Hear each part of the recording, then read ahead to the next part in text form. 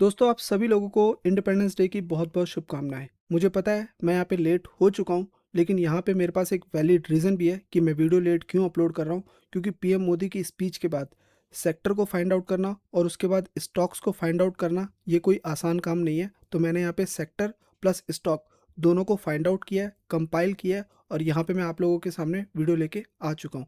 तो यहाँ पे मैं पीएम मोदी के स्पीच के बारे में बात करने वाला हूँ कि उन्होंने कौन-कौन से सेक्टर के बारे में बात किया है और कितनी अचीवमेंट, कितना काम कर लिया है और कितना ग्रोथ आना अभी बाकी है। तो यहाँ पे हम सेक्टर के बारे में बात करेंगे और स्टॉक्स के बारे में भी यहाँ पे हम बात करेंगे। वैसे तो पीएम ने बहुत सारे सेक्टर के बारे में बात किया है, लेकिन हमारे इंपॉर्टेंट सेक्टर के बारे में बात करूँ तो 21 ऐसे सेक्टर हैं जो हमारे से रिलेटेड है और उसी को हम यहाँ पे कवर करने वाले हैं। तो सबसे पहले उन्होंने मैन्युफैक्चरिंग सेक्टर के बारे में बोला, इसको स्केल करने के लिए बोला है और आत्मनिर्भर बनने के लिए बोला है। क्योंकि मैन्युफैक्चरिंग सेक्टर में अगर हम लोग हब बन जाते हैं तो बड़ी-बड़ी मल्टीनेशनल कंपनीज़ जो हैं, जो दुनिया भर की जो कंपनीज़ हैं, वो इंडिया में आएगी भी और हम लोगों ने देखा भी है कि किस तरीके से बड़ी-बड़ी कंपनीज़ इंडिया में आ रही हैं।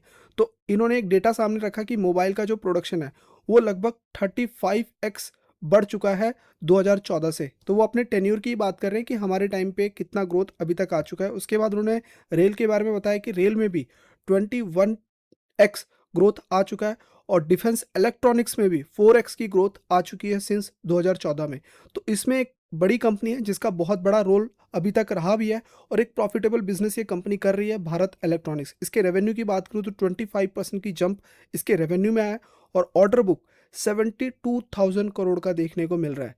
तो पहला सेक्टर और पहली कंपनी आपके सामने है।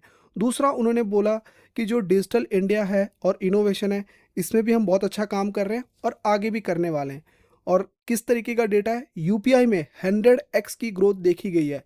इंटरनेट यूज़र, अगर आपको याद होगा, काफ़ी टाइम पहले जो इंटरनेट की कॉस्ट थी वो बहुत महंगी होती थी, लेकिन आज वैसी कॉस्ट नहीं है। तो इंटरनेट यूज़र भी यहाँ पे 4x बढ़ चुका है। पेटेंट देखें, 4x ये भी बढ़ चुका है। डिजिटल इंडिया जो है वो बूमिंग कर रहा है। दुनिया इंडिया का जो डिजिटल पेमेंट सिस्टम है उसको एक्सेप्ट करने के लिए तैयार है। आप देख सकते हो जो नियर बाई कंट्री है, अभी फ्रांस की अगर हम बात करें वहाँ पे हो चुका है, श्रीलंका में भी हो चुका है, उसके बाद मिडिल ईस्ट में भी कुछ कंट्रीज़ ने एक्सेप्ट कर लिया है। तो इसमें कंटिन्यू काम चल रहा है और धीरे धीरे इंडिया इसको और भी ब्रिक्स में बताया जा रहा है कि यूपीआई पेमेंट सिस्टम को लेके आया जाएगा। और इसमें इन्फोसिस का नाम सामने निकल के आ रहा है। रीज़न ये बताया जा रहा है कि इंडिया की जितनी भी government payment related system services जो होती हैं, जितने भी गवर्नमेंट के जो ऐसे डिजिटल प्लेटफॉर्म है ना, उसमें इन्फोसिस का बहुत बड़ा रोल है। इसने बहुत ऐसे सर्विसेज बना के दी है, ऐसा प्लेटफॉर्म बना के दिया है सरकार को, जिसका वो यूज़ करती है आने वाले जो भी पेमेंट सिस्टम होता है। तो इसीलिए इन्फोसिस का नाम यहाँ पे सामने है। यूपीआई में भी काफ़ी इसका रोल रहा है काम करने में। और इसके बारे में इन्होंने बताया कि 3.6 बिलियन डॉलर का डील इन्होंने अभी तक विन कर लिया है इन्फोसिस ने, और एआई से भी इसको रेवेन्यू आना स्टार्ट हो चुका है। जैसा मैंने बताया था कि अगर कंपनी एआई में पैसा नहीं लगाएगी, एआई में रिसर्च नहीं करेगी, तो वो बहुत पीछे रह जाएगी। तो 8% का रेवेन्यू इसका एआई से आना स्टार्ट हो चुका है और वैसे भी कैश रिच कंपनी, तो हो सकता है आने वाले टाइम पे और भी ये एआई में इन्वेस्टमेंट वगैरह यहाँ पे करें। नेक्स्ट उन्होंने जो बताया, वो बताया कि हमारा जो बेसिक एमिनिटीज़ है, अभी इंडिया में जो घर है, अब जो मतलब लोअर मिडिल क्लास फैमिलीज़ हैं, उनके पास बेसिक एमिनिटीज़ ही नहीं है। जैसे कि टैप से वाटर नहीं मिलता है उन लोगों को, एलपीजी नहीं मिलता है, घर भी नहीं है कई लोगों के पास, तो ठीक है, वो बहुत लोगों के पास नहीं है। तो यहाँ पे इन्होंने बताया कि जो टैप वाटर है वो 15x ग्रो कर चुका है, एलपीजी भी 6x ग्रो कर चुका है और हाउसेस भी 3 गुना ग्रो कर चुका है। इसमें कंपनी के बारे में अगर मैं बात करूँ, ये उन्होंने नहीं बोला, ये मेरी रिसर्च हुई है तब मैंने आपके सामने रखा है। अभी तक ये जो पीछे ये सब जो चीज़ें हुई हैं ना सरकार के द्वारा, इसमें इस कंपनी का बड़ा रोल रहा है।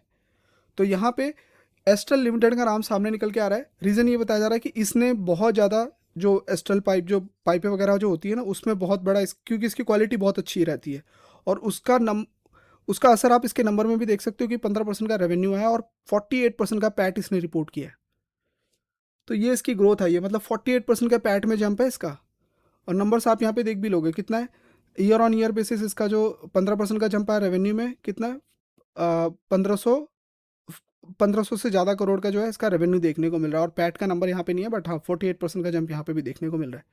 उसके बाद नेक्स्ट इन्होंने बताया कि सेमीकंडक्टर का जो इकोसिस्टम है, उसमें भी एक बहुत बड़ी डेवलपमेंट इंडिया ने कर ली है। आज से कई साल पहले इंडिया में सेमीकंडक्टर के बारे में बात ही नहीं होता था। फ्रॉम ज़ीरो से आज 3 सेमीकंडक्टर इकोसिस्टम फैसिलिटी इंडिया में बनके तैयार है और नाउ इवन एक्सपोर्ट करने के लिए भी इंडिया यहाँ पे तैयार हो चुका है। और इसीलिए यहाँ पे केन्स का नाम सामने निकल के आ रहा है। इस कंपनी का रेवेन्यू अगर आप देखेंगे 40% प्लस रेवेन्यू देखा गया है और 9,000 8-9,000 राउंड ऑफ कर लेंगे तो 9,000 के आसपास इसके पास ऑर्डर बुक है। एक चीज़ यहाँ पे नोट करने वाली बात ये कि इसका जो पैट था वो गिर गया था, 24% से पैट डिप हो गया था। रीज़न ये था कि जो फैसिलिटी बन रही है ना सेमीकंडक्टर में, उसमें इसका कॉस्ट बहुत लगा है और इसलिए प्रॉफिट नीचे गया है, रेवेन्यू बढ़ा है। तो कहीं ना कहीं वो पैसा कंपनी के बिजनेस में ही गया है। तो ये चीज़ यहाँ पे सामने आ रही है। उसके बाद उन्होंने बोला है क्रिटिकल मिनरल्स। अभी इंडिया क्या कर रहा है, अभी भी रेयर अर्थ मिनरल हम लोग इंपोर्ट कर रहे हैं और सबसे ज़्यादा चाइना के ऊपर डिपेंड है। चाइना का एक रूल मैं बता देता हूँ।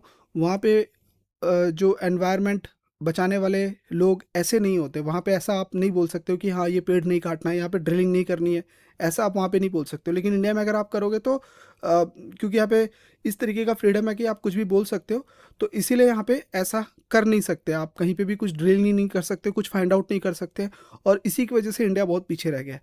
तो अभी इन्होंने बोला है कि भाई हम लोगों ने अपने इंडिया को, जो इंडिया का जो लैंड है ना, बहुत कुछ मिल सकता है। लिथियम मिल सकता है, रेयर अर्थ मिनरल जो है वो हम लोग को मिल सकता है, जिससे हमारा जो ईवी का जो मार्केट है वो बहुत तेज़ी से ग्रो कर सकता है।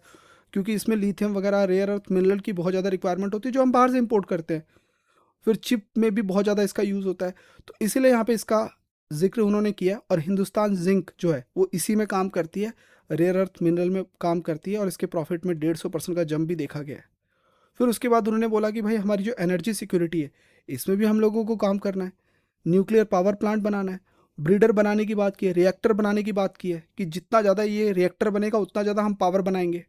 तो यहाँ पे एक एनटीपीसी पीएसयू कंपनी है, इसने एक बहुत बड़ी इन्वेस्टमेंट की है न्यूक्लियर में, ताकि न्यूक्लियर के कॉन्ट्रैक्ट इसको ही मिलते रहे। 13% का प्रॉफिट में जंप आया इसके पास, 90 गीगावाट की कैपेसिटी है इस कंपनी के पास। फिर नेक्स्ट उन्होंने बताया कि हम लोगों ने ऑयल और गैस में कोई एक्सप्लोरेशन की ही नहीं है। देखिए मिडिल ईस्ट के पास जाके देखो, सबके पास गैस है। वैसे आपको देखिए अभी हम लोग इंडिया में पता है क्या है, इंडिया में अगर आप देखोगे अगर कहीं गैस मिल जाएगा ना तो वहाँ पे लोग उसको काम करने नहीं देंगे, वहाँ पे कुछ और उसको रिलीजियस एक्टिविटी के साथ जोड़ देंगे। क्योंकि आग लग गया तो आप वहाँ पे कुछ कर नहीं सकते हो। लेकिन बाहर कंट्री में नहीं है। बाहर अगर कुछ मिला है, कहीं आग लगा है, तो ज़मीन के नीचे कुछ है, कुछ नेचुरल गैस पड़ी हुई है और इसीलिए मिडिल ईस्ट आज बहुत आगे निकल गया है। इंडिया में क्या हो रहा है, इंडिया में 99% सी को तो इंडिया ने फाइंड आउट ही नहीं किया है, एक्सप्लोर ही नहीं किया है कि भाई है क्या, सी के नीचे क्या है। तो एक्सप्लोरेशन करना है ऑयल एंड गैस का। 90% जो इंडिया का जो सी है ना, जो इंडिया का अगर हम पूरा इलाका देखें तो 99% सी अभी तक एक्सप्लोर नहीं किया इंडिया ने, और वो करने की बात इन्होंने बोली है। जिससे हम लोग ऑयल अगर हमें मिलेगा, गैस मिलेगा, वैसे भी अंडमान निकोबार में इंडिया को थोड़े थोड़े गैस मिलने स्टार्ट हो गए हैं। इस तरीके का एक्सप्लोरेशन करेगा तो इंडिया जो बाहर से मंगा रहा है वो सब बंद हो जाएगा। तो यहाँ पे एक कंपनी का नाम सामने निकल के आ रहा है, ओएनजीसी, जो इसी के ऊपर काम करती है। ऑयल ढूंढना, ड्रिलिंग करना, फाइंड करना, इसका बहुत बड़ा काम रहता है। पाइपें बिछाना ऑयल के लिए। 112% के जंप आई है इसकी प्रॉफिट में। फिर उन्होंने नेक्स्ट बताया भाई एनर्जी डाइवर्सिफिकेशन। अभी एनर्जी में तो सिटी गैस आ गया आपका, फिर सोलर है, फिर सूर्य है, सूर्य घर, ये मतलब एक स्कीम है। तो इन्होंने एनर्जी ट्रांसफर डाइवर्सिफिकेशन, बेसिकली हम लोगों को रिन्यूएबल से एनर्जी चाहिए, उनका मेन मकसद ये है। तो उसमें क्या हो रहा है, अभी क्या है, इसमें 2 गीगावाट था जब ये इन्होंने स्टार्ट किया था, आज 160 गीगावाट तक पहुंच चुके हैं। अभी प्लान ये है कि सूर्य घर रीचिंग 50 लाख होम्स, मतलब अभी घरों के ऊपर सोलर पैनल जो है, जो सरकार की स्कीम के तहत अगर लगाते हो आप सोलर पैनल, ऐसे 50 लाख घरों में सोलर पैनल लग चुका है। और आगे भी इसमें काम देखने को मिलने वाला है। इसमें एक बहुत बड़ा रोल ये है, जो भी सरकार की जो ऐसी स्कीमें होती है वो इसके टाटा पावर वो इसको सपोर्ट करती है। टाटा पावर है इसमें। तो यहाँ पे सोलर में बहुत प्रेशर रहने वाला है आने वाले टाइम पे। एम ये है कि इंडिया का 500 गीगावाट 2030 तक लेके जाना है। 11% का प्रॉफिट इसने रिपोर्ट किया है। और सोलर में अगर हम पैट देखें तो 4x 4 गुना सिर्फ सोलर से जंप आया इसका पैट में। उसके बाद नेक्स्ट उन्होंने बोला रेलवे इलेक्ट्रिफिकेशन, जो कि फिलहाल 100% हो ही गया। आपको अभी विदाउट इलेक्ट्रिफिकेशन रेलवे लाइन कहीं देखने को नहीं मिलेगा। हाँ, थोड़ा सा ऐसे अगर थोड़ा बहुत दूर हो, आप किसी माउंटेन के आसपास जाके देखेंगे तो वहाँ नहीं है। तो 30% था जब इन्होंने शुरू किया था, और अभी 100% इन्होंने कर दिया है। और अब तो हाइड्रोजन ट्रेनें भी निकलना स्टार्ट हो गया। ये इसका हरियाणा में टेस्टिंग हुआ था और वो सक्सेसफुल रहा है, तो हाइड्रोजन ट्रेन भी चलना स्टार्ट हो गया है, और इलेक्ट्रिफिकेशन भी यहाँ पे कर लिया। यहाँ पे सबसे बड़ा रोल पता है किसने किया? आरवीएनएल ने। 18% का प्रॉफिट इसके आया है, जंप। ऑर्डर बुक तो 1 लाख करोड़ के आसपास है, 93,000 करोड़ का ऑर्डर बुक है इसके पास। तो इलेक्ट्रिफिकेशन, रेलवे को, और ये अभी तो ये हुआ है, अब नेक्स्ट ये रहेगा। मतलब देखिए, ऐसा नहीं कि इलेक्ट्रिफिकेशन हो गया तो काम खत्म हो गया। अरे भाई, अभी तो एम मैं बता देता हूँ आपको। ये जितनी भी वंदे भारत है ना, जितनी भी ओल्ड ट्रेन है, सारी वंदे भारत से रिप्लेस होंगी पहले तो। फिर उसके बाद जितनी भी ये राजधानी वगैरह है, फिर ये वंदे भारत जो स्लीपर अभी नए आ रहे हैं, धीरे धीरे उसको रिप्लेस करना है। तो ये बहुत लंबा प्लान है, धीरे धीरे उनको, क्योंकि जितने भी पुराने मॉडल के राजधानी, शताब्दी, ये जितनी भी ट्रेनें हैं, उसको थोड़ी अपग्रेड करने में उसमें पैसा लगाएगी सरकार। तो धीरे धीरे करके, कि भाई जहाँ पे ऐसी सर्विस, जहाँ पे मान लो ट्रेनों की सर्विस कम है, तो राजधानी को, वो पुराने मॉडल वालों को वहाँ भेज दिया। और जहाँ पे पब्लिक को टाइम को वो वैल्यू समझते हैं कि मेरे पास टाइम बहुत कम है, मुझे कहीं जल्दी जाना है, तो वहाँ पे वंदे भारत जैसी ट्रेनें चलाना स्टार्ट कर देंगे। तो ये रेलवे में और भी बहुत काम है अभी। तो ये इन्होंने करा है। उसके बाद ये एक अलग सेक्टर है, मतलब कि क्राइसिस में एलएनटी अलग से सपोर्ट करता है गवर्नमेंट को, कि भाई ठीक है, हम लोग काम करेंगे। कोविड में वॉलंटियर के रूप में एलएनटी ने काम किया था इंडिया में। तो ऐसा हो गया, वॉर वाले सिचुएशन में आ गया, जब ग्लोबल कोई एकदम से सरप्राइज आ जाता है, जैसे वॉर हो गया, दुनिया में कोई क्राइसिस आ गया, तो एलएनटी इंडिया के सपोर्ट में खड़ा हो जाता है। तो ये वैसे भी, मतलब इसके पास ऑर्डर बुक तो अलग है ही। मतलब आप ये देखो ना, कितने का है, 7 लाख करोड़ का ऑर्डर बुक है इसके पास। 14% का जंप इसके प्रॉफिट में आया। फिर उसके बाद उन्होंने जो बात बोली है, अफोर्डेबल फर्टिलाइज़र। देखिए, मैंने आपको बताया था कि मिडिल ईस्ट से फर्टिलाइज़र आता है, याद होगा आपको। बहुत चैलेंजिंग फेस करना पड़ रहा है शिपों को लेके आने के लिए।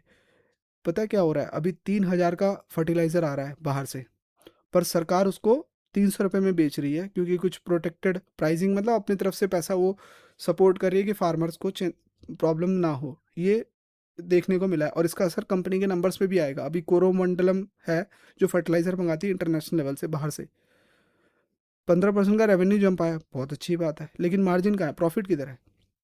प्रॉफिट इसका गिर गया है, क्योंकि प्रॉफिट लॉस में जा रही है ना, तो सरकार थोड़ा सपोर्ट कर रही है और कंपनी भी प्रॉफिट नहीं बना पा रही है, क्योंकि ऊपर से ऑर्डर है कि आप प्रॉफिट नहीं बना सकते, क्योंकि पहले ही माल महंगा है तो प्रॉफिट कैसे मंगाओगे? तो किसानों को उसके सपोर्ट के हिसाब से मिल जाना चाहिए, ये एम है। इसीलिए अभी ये थोड़ा सा संभल के रहना ऐसे सेक्टर से, ठीक है? अभी थोड़ा सा।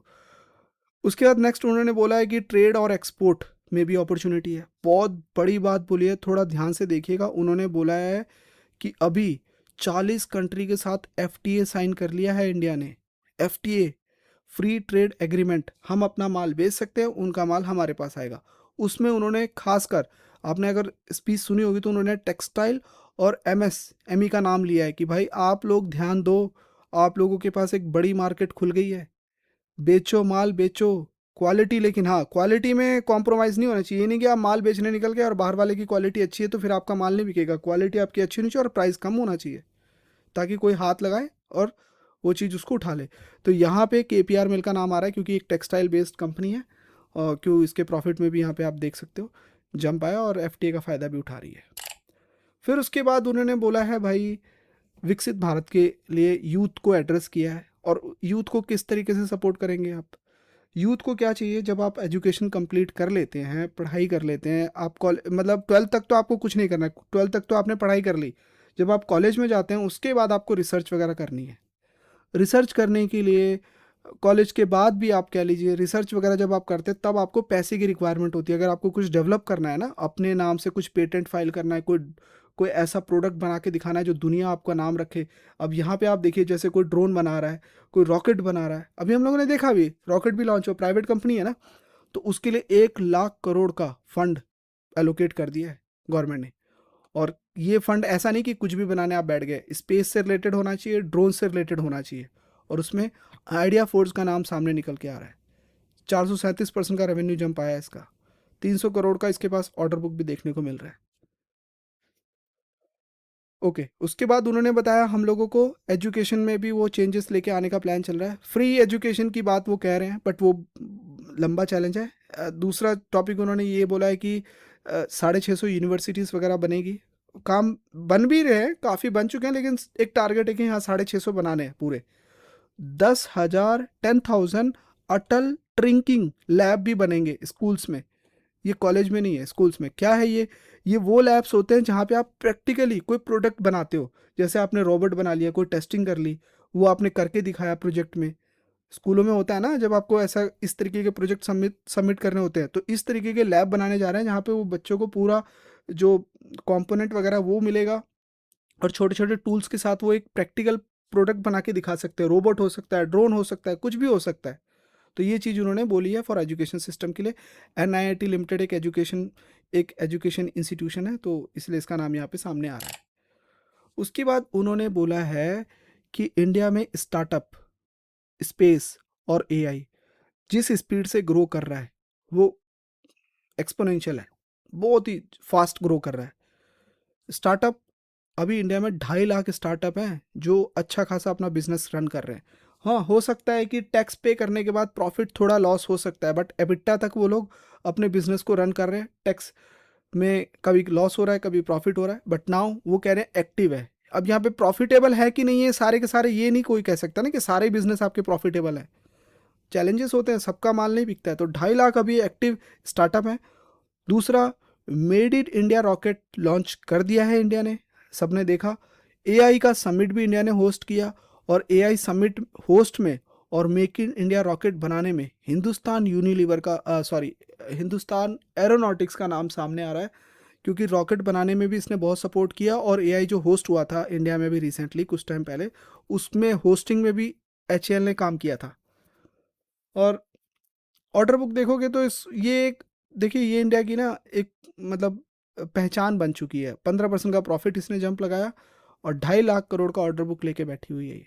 2.5 लाख करोड़ का बहुत काम है इसके पास। उसके बाद नेक्स्ट उन्होंने कुछ एक नए सेक्टर के बारे में बोला है, EV, बायो और एविएशन।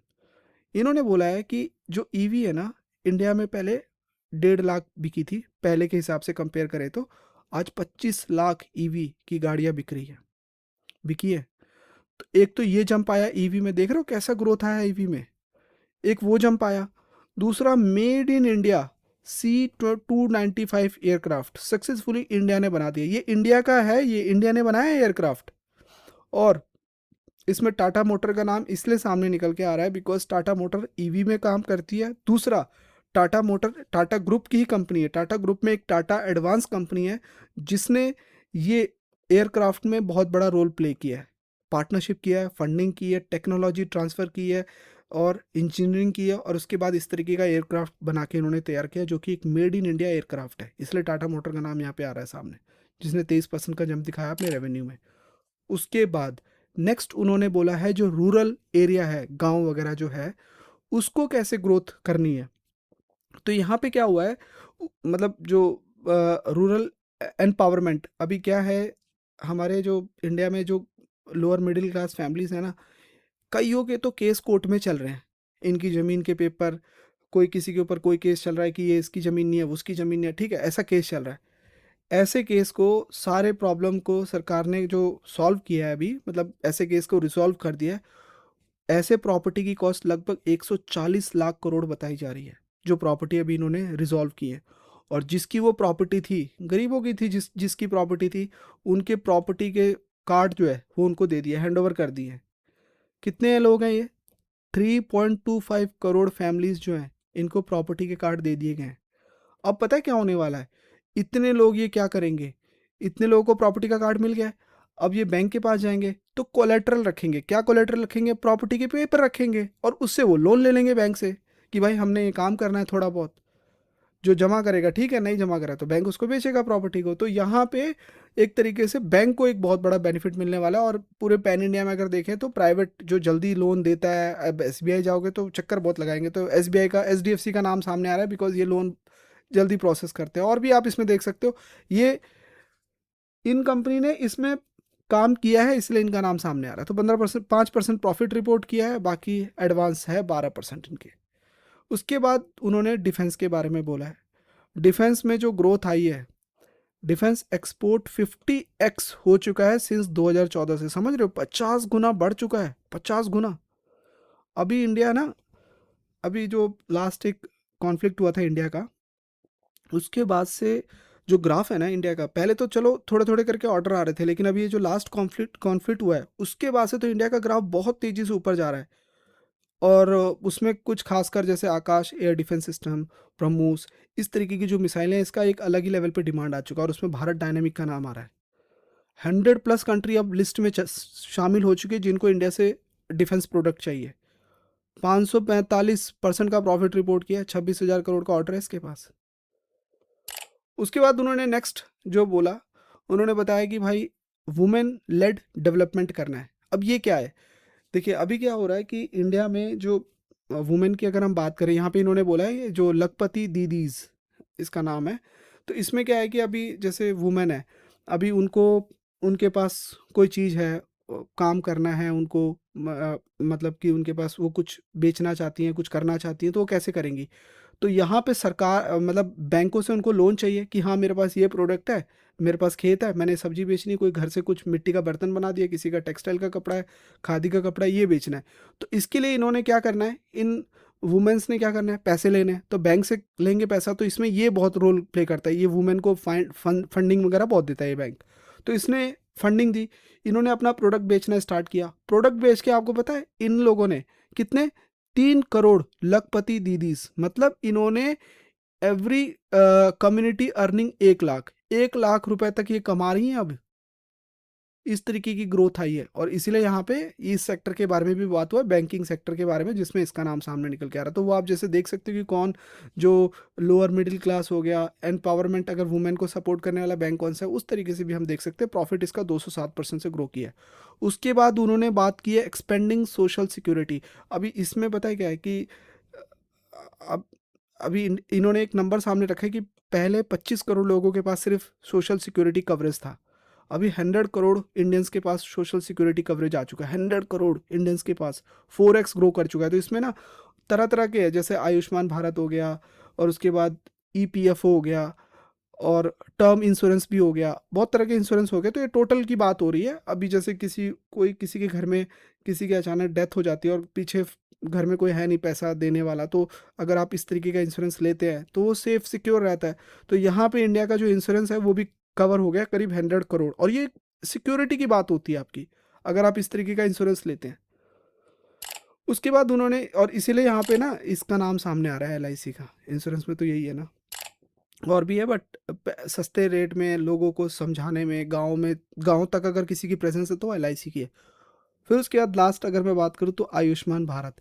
इसमें उन्होंने क्या बताया है कि आयुष्मान भारत में अप टू 5 लाख तक का अगर इलाज होता है ना तो वो फ्री हो जाएगा, अगर आप इसमें रजिस्टर करते हैं। सारे लोग नहीं कर सकते, इसमें भी एक क्राइटेरिया है। तो मतलब कितनी इनकम बेस्ड होता है, ये थोड़ी सारे लोग इसमें करेंगे। तो इसमें 5 लाख तक के खर्चे को फ्री कर दिया जाएगा अगर आप आयुष्मान भारत में रजिस्टर है तो।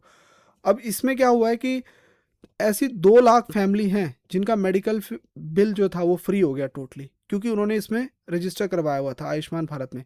और ये जो आयुष्मान भारत स्कीम है, इसको कौन सपोर्ट करता है, Apollo hospital. Apollo hospital support करता है, मतलब गवर्नमेंट से बहुत अच्छा इसको सपोर्ट मिलता है। प्रॉफिट देखो कितना, 38% का जंप आया प्रॉफिट में, और 20% का प्रॉफिट, 20% का रेवेन्यू आया है, इसमें जंप आया है।